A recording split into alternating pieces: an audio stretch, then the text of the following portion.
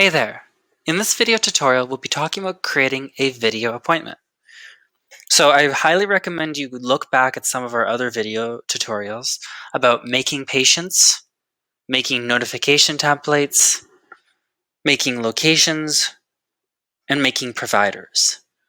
You don't need to do all of those, but I strongly suggest that you go back and watch the Making Patients video because you can't create virtual appointments without patients. So let's jump right in. To create a new virtual appointment, navigate to New Appointment.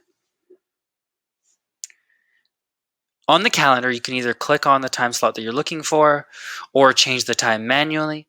But the big thing you have to do is to select Virtual from the locations list. You already have the location virtual made, so you don't have to worry about creating this.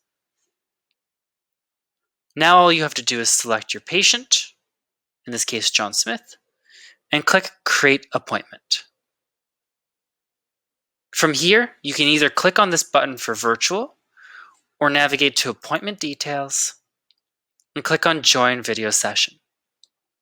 Now, you can only join a video session 15 minutes prior to your appointment. For more information of how to change that number, watch the Organization Settings video when it comes out.